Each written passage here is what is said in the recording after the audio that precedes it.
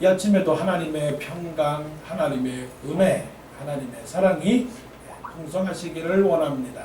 오늘 특별하게 북미주 기독 실업인의 CBMC Connecting Business and Marketing to Christ. 그래서 우리의 그 사업 그리고 우리의 모든 삶을 예수 그리스도에게로 인도한다, 전도한다. 그런 주제를 가지고 워싱턴에 있는 기독 실업인들이 모여서 락빌의 지혜가 있고 또 센터빌의 지혜가 있고 메릴랜드의 지혜가 있고 그리고 또 DC의 지혜가 있습니다. 앞에 계신 분은 우리 북미주 동부연합회의 회장 되시는 신승철 장로님이십니다. 현재 저 볼티모어 연합장로교회, 볼티모어 장로교회죠. 거기에 신무하고 계시고, 그리고 저 뒤에 계시는 또 장경대 집사님, 장경대 집사님은 DC 지회의 회장으로 수고하시고 계십니다.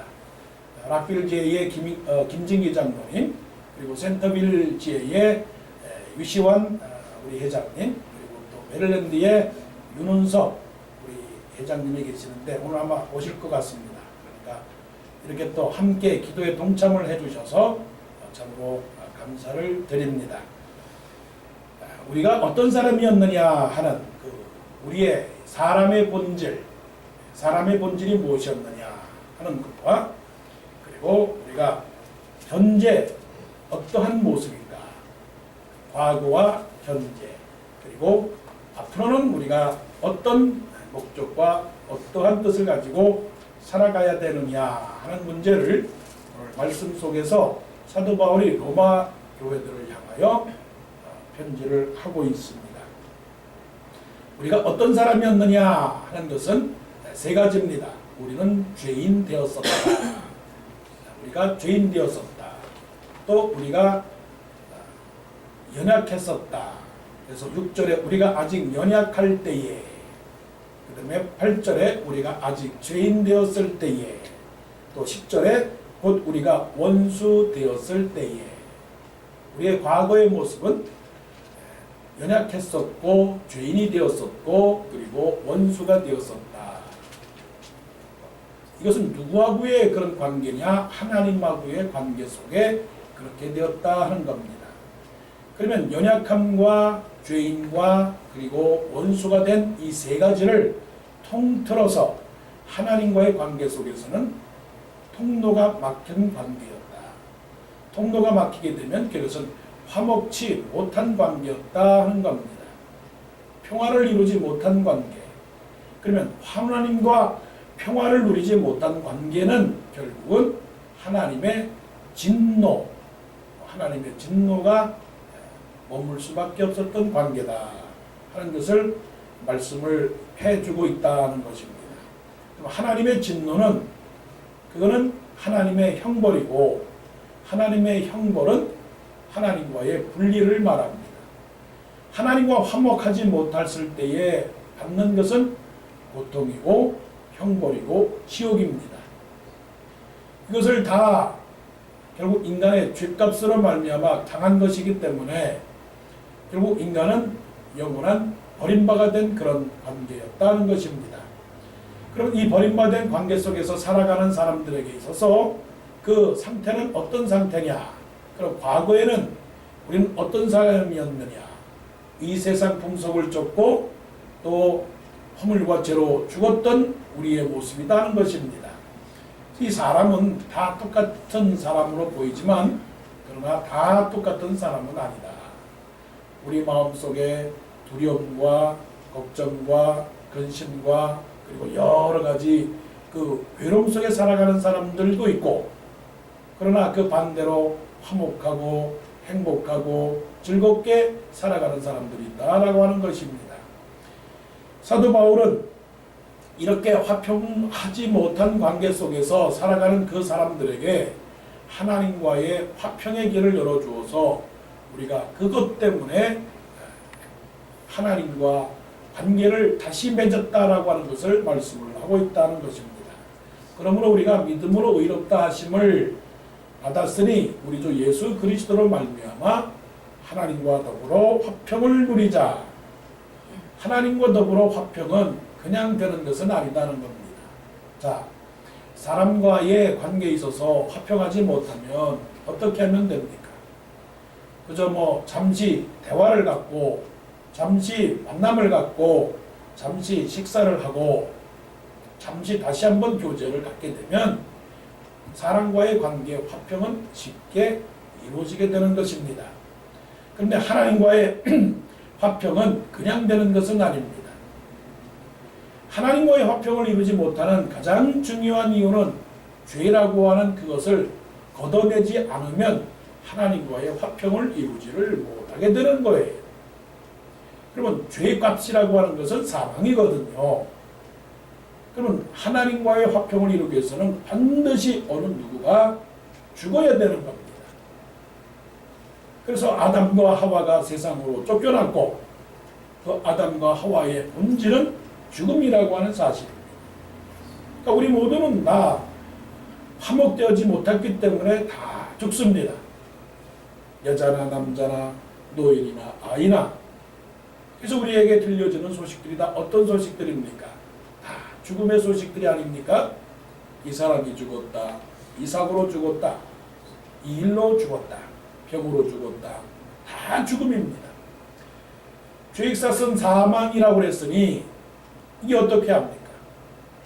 하나님과의 관계에 있어서 화목을 누리기 위해서는 죄라고 하는 것을 걷어내야 되는데 이것을 걷어낼 위인이 없는 겁니다.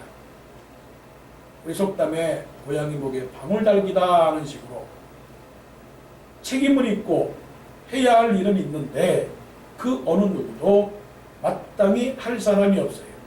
오늘도 말씀을 보겠지만 그 중에 어떤 사람은 선인을 위하여 죽는 사람도 있고 또 의인을 위하여 죽는 자가 있지만 그러나 이 죄인들을 위하여 죽을 사람은 없다는 겁니다.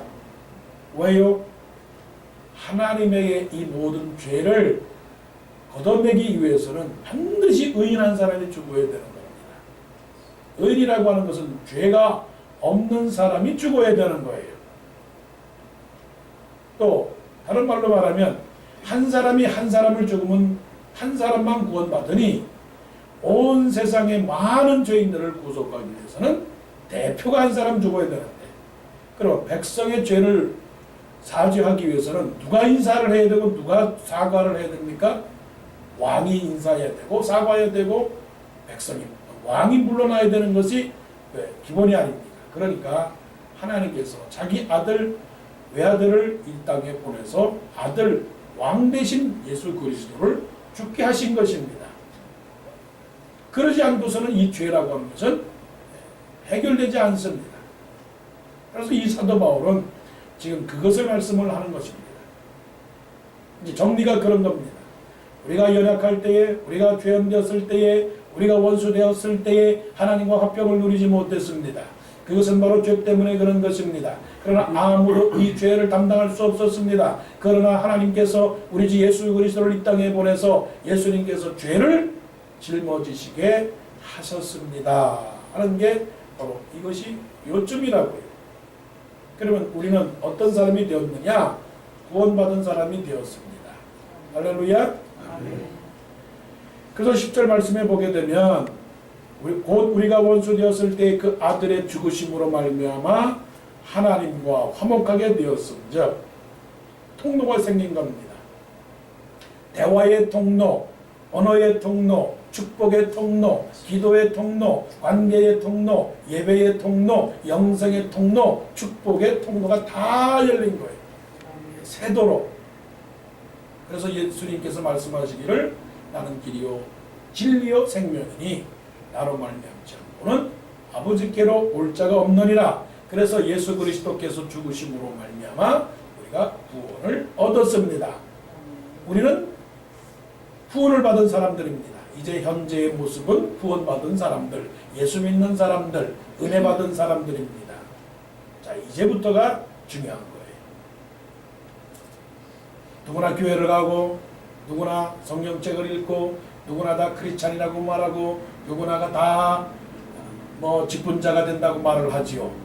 그러면 이제부터 과거에는 죄인이요 지금은 예수 그리스도를 믿는 은혜 받은 믿음의 성도라면 어떻게 살아야 되느냐, 이게 가장 중요한 거죠.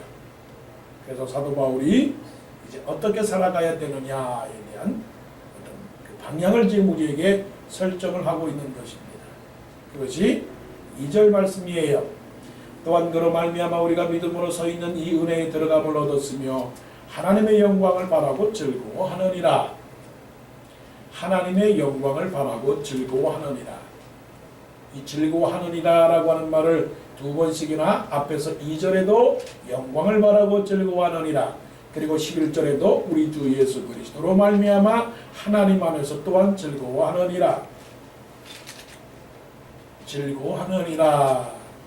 부활절 때만 즐거워하는 게 아니고 언제나 즐거워하는 겁니다. 내가 주 안에서 말하노니 기뻐하라. 다시 말하노니 항상 기뻐하라. 항상 기뻐하라라고 하는 거예요. 왜 그렇습니까? 형벌이 없어졌습니다. 부끄러움이 없어졌습니다. 짐이 없어졌습니다. 자, 그러면 어떻게 해야 되느냐? 결론은 그것입니다. 즐거워하며 살아가야 됩니다. 왜 즐거워해야 될까요?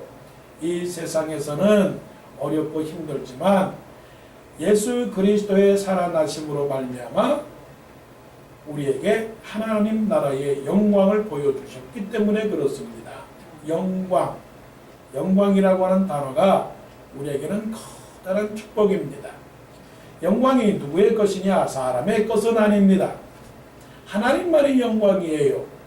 영광은 존귀와 영광, 찬송, 그 다음에 모든 권세, 그리고 영원함, 그리고 뭐라고 말할까요? 풍요, 어떻게 말할까요? 빛나는 거, 반짝반짝, 여러 가지로 표현할 수 있겠죠. 너희가 먹든지 마시든지 무엇을 하든지 다 하나님께 영광을 돌리게 하라. 이 영광이라고 하는 것은 썩지 않는 거죠. 더럽지 않는 거죠. 취하지 아니하는 거죠. 이건 하나님의 것입니다. 그런데 예수 그리스도께서 죽으시고 부활하심으로 말미암아 그 부활의 영광을 우리에게 주셨으니 이것은 곧 왕의 자리를 주신다는 것이고 왕의 반열에 참여한다는 것이고 영원한 시간을 우리에게 주셨다는 것이고 왕이 누리는 모든 혜택을 우리에게 주셨다고 하니 이게 놀라운 축복이죠. 땅의 축복이 아니라 하나님 나라의 축복이다 하는 겁니다. 예수 믿는 사람들은 무슨 일이 와도 항상 하나님께 감사, 무슨 일이 와도 하나님께 기도, 무슨 일이 와도 즐거움, 무슨 일이 와도 샬롬. 자, 우리는 지금 어떤 환경을 당하고 있느냐?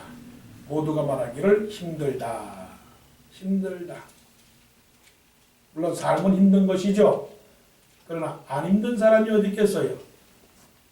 한국에서 살아도 힘들고 미국에 와서 살아도 힘든 것인데 미국에 와서 사니까 더 힘들다.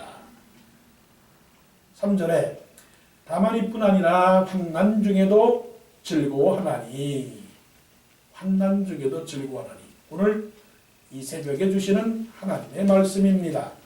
우리가 환난 중에도 즐거워하나니.